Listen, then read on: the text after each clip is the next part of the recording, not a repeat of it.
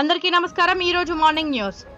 వైసీపీకి ప్రతిపక్ష హోదా రాదు. డీవైసీఎం పవన్. ఏపీ ఈ 5 ఏళ్లలో వైసీపీకి ప్రతిపక్ష హోదా రాదు.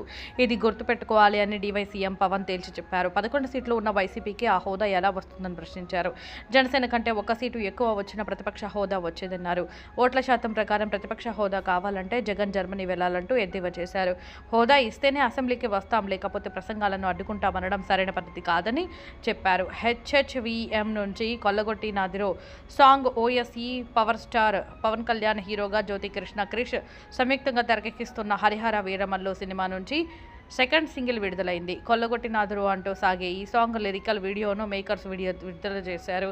చంద్రబోస్ రచించిన ఈ పాటను మంగ్లీ, రాహుల్ సిప్లిగంజ్, రమ్య బెహ్రా, రామిని పాడారు. ఈ చిత్రంలో నిధి అగర్వాల్ హీరోయిన్గా నటిస్తున్నారు.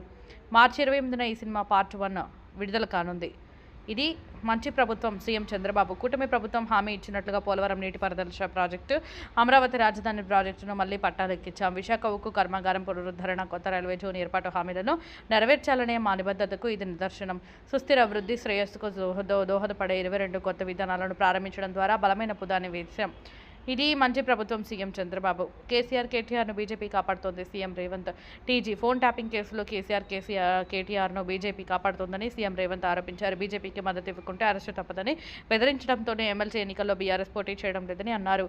ఫార్ములా ఈ కార్ కేసులో కేటీఆర్ను ఈడీ ఎందుకు అరెస్ట్ చేయడం లేదని ప్రశ్నించారు. బీజేపీ బీఆర్ఎస్ మధ్య చీకటి ఒప్పందాలు ఉన్నాయని నిజామాబాద్లో ఎన్నికల ప్రచారం సందర్భంగా మాట్లాడారు. సౌరశక్తిలో భారత్ సూపర్ పవర్. ప్రధాని మోదీ. ఆర్థిక రంగంలో వేగంగా అభివృద్ధి చెందుతున్న దేశంగా ఐఎండీ కొనసాగుతుందని వరల్డ్ బ్యాంక్ కొనియాడిందని పీఎం మోదీ వెల్లడించారు. సౌరశక్తిలోని ఇండియా సూపర్ పవర్గా మారిందని యూఎన్ ప్రశంసించిందన్నారు. ఎంపీలో జరిగిన గ్లోబల్ ఇన్వెస్టర్ సమ్మిట్లో పీఎం ప్రసంగించారు. ఇతర దేశాలు మాటలకే పరిమితాలైతే భారత్ చేసి చూపిందని చెప్పారు. అంతర్జాతీయ పెట్టుబడిదారులను ఆకర్షిస్తే ఎకానమిక్ గ్రోత్, ఉద్యోగాల కల్పనకు దారి ఏర్పడుతుందన్నారు. రేవంత్ చంద్రబాబు లాగా ఢిల్లీ వెళ్లి మాట్లాడండి. కవిత. టీజీ మిర్చి రైతులకు క్వింటాకు 25,000 రూపాయలు మద్దతు ధర వచ్చేలా చేయాలని సీఎం రేవంత్ రెడ్డిని ఎమ్మెల్సీ కవిత డిమాండ్ చేశారు. పక్క రాష్ట్ర ముఖ్యమంత్రి చంద్రబాబు ఢిల్లీ వెళ్లి మిర్చి రైతుల కోసం మాట్లాడారు. మీరు కూడా ఢిల్లీ వెళ్లి కేంద్రాన్ని అడగండి అని సూచించారు. రేవంత్కు కేసీఆర్ ఫోబియా పట్టుకుందని మైక్ చేతిలోకి తీసుకోగానే ఆయన్ను తిట్టడం తప్ప వేరే ఆలోచన రావట్లేదని విమర్శించారు.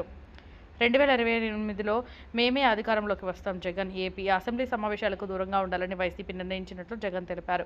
పార్టీ ఎమ్మెల్యేలు, ఎమ్మెల్సీలతో ఆయన సమావేశమయ్యారు. తాను 30 ఏళ్ల పాటు రాజకీయాల్లో ఉంటారని జగన్ చెప్పారు. అసెంబ్లీకి వెళ్లకపోయినా ప్రజా సమస్యల కోసం పోరాడుతామని చెప్పారు. 2028 జమిలీ ఎన్నికల్లో తాము అధికారంలోకి వస్తామని ధీమా వ్యక్తం చేశారు. వైసీపీ ఇచ్చిన ఇళ్లను వెనక్కి తీసుకుంటే ఊరికినేది లేదని తేల్చి చెప్పారు. 11 నిమిషాలు కూడా సభలో ఉండలేకపోయారా షర్మిల. ఏపీ సభ్యత్వాలు రద్దవుతాయనే భయంతోనే జగన్ అసెంబ్లీకి వచ్చారని ఏపీసీసీ చీఫ్ షర్మిల ఆరోపించారు. 11 మంది ఎమ్మెల్యేలతో కలిసి సభలో 11 నిమిషాలు కూడా కూర్చోలేకపోయారా అని ఆమె విమర్శించారు.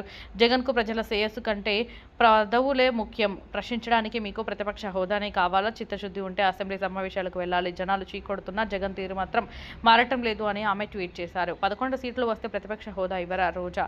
ఏపీ 11 సీట్లు వచ్చినంత మాత్రాన జగన్కు ప్రతిపక్ష నేత హోదా ఇవ్వరా అని వైసీపీ నేత రోజా ప్రశ్నించారు. ఇస్తే అసెంబ్లీలో ప్రశ్నిస్తారనే భయమా అని ఆమె నిలదీశారు. అసెంబ్లీలో రెండో అతిపెద్ద పార్టీగా జనసేన ఉండగా వైసీపీకి ఎలా ప్రతిపక్ష హోదా ఇస్తారని పవన్ అంటున్నారు. మరి అలాంటప్పుడు పవన్కు దమ్ముంటే డిప్యూటీ సీఎం పదవికి రాజీనామా చేయాలి. ప్రతిపక్ష నేత పదవి తీసుకుని బాబుపై పోరాడాలని ఆమె డిమాండ్ చేశారు. తిరుమలలో భక్తుల రద్దీ సాధారణం. ఏపీ తిరుమలలో భక్తుల రద్దీ సాధారణంగా ఉంది. టోకెన్లు లేని వారికి శ్రీవారి సర్వదర్శనానికి 8 గంటల సమయం పడుతోంది.